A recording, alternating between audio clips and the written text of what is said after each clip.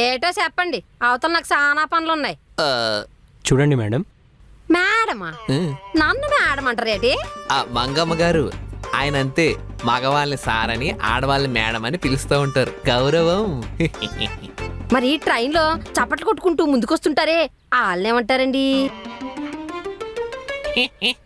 General Bhogi knowledge అండి. అది వదిలేండి మేడం. నేను మా అమ్మాయిని మదన్కి ఇచ్చి పెళ్లి చేద్దాం అనుకుంటున్నా. అలాగండి. అవునండి, దానికి మీ హెల్ప్ కావాలి. తప్పకుండానండి.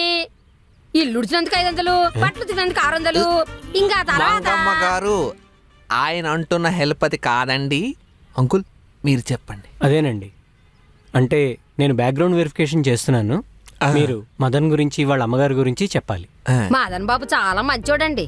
నెల జీతం కరెక్ట్గా ఇచ్చేస్తారండి. ఇంకా నెట్ఫ్లిక్స్ అకౌంట్ కూడా నేను కూడా వాడుకుంటానండి.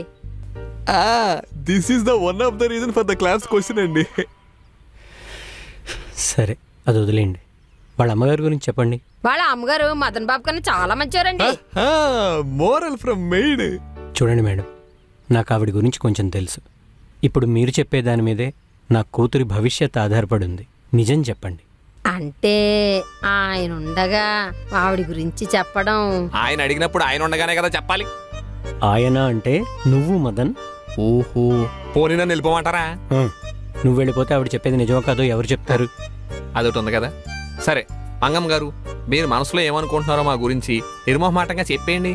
చెప్పేమంటారా బాబు? చెప్పేయండి మంగమ్మ గారు, నేనే చెప్తున్నాను కదా. భరించలేకపోతున్నామండి బాబు. ఈడెట్ట భరిస్తున్నానో ఏమిటో. మంగమ్మ గారు ఏంటండి ఇది? రెస్పెక్ట్ లేకుండా అది ఇది అంటారు. రెస్పెక్ట్ ఇవ్వండి. భరించలేమండి బాబు. ఈయన గారు ఎలా భరిస్తున్నారో. That's better.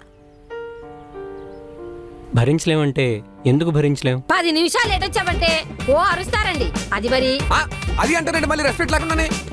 అది కాదు, అది విషయం. సరే, దాని గురించి చెప్పండి. దాన్ని అంటారంటే మళ్ళీ రెస్పెక్ట్ లేకుండా మా అమ్మని పట్టుకుని. దాని గురించి అంటే ఆ విషయం గురించి చెప్పమని, మీ అమ్మగారి గురించి కాదు మదన్. ఓకే. ఒక్కరోజు ఒంట్లో బాగోక సెలవు తీసుకున్నామో ఎంత అరుస్తారో తెలుసా? సెలవు లేదు గిలవలేదు, జ్వరానికి మాత్ర వేసుకుంటే తగ్గిపోతుంది. రేపొద్దున వచ్చేయి. నేల మీద చిన్న మరక కనపడినా చాలండి, గట్టిగా అరుస్తారండి, నువ్వేం తుడుస్తున్నావు అని. ఏంటా చిమ్మటం? సోఫా కింద చిమ్మేవా? దాని మీదే తుడుస్తావు, మరకలు ఎలా పోతాయి? కర్మరా బాబు, చాలా సాడిస్ట్ అండి ఆవిడ. కష్టపడి బట్టలు ఉతికి అంట్లు దోమి బాత్రూమ్ గడికి రోజు అయితే. అసలు బాత్రూమ్ గడిగావా? తడి బట్ట పెట్టావా లేదా? చాలా పిసినాడదండి. నెల జీతం కూడా కట్ చేసి ఇస్తుందండి. కిందటి నెల జీతం ఇంకా ఇవ్వను కూడా ఇవ్వలేదండి. 750 ఫోన్ పే చేశా. రోజు వచ్చాను కదా మేడం. రోజు మెయిన్ లేంగా.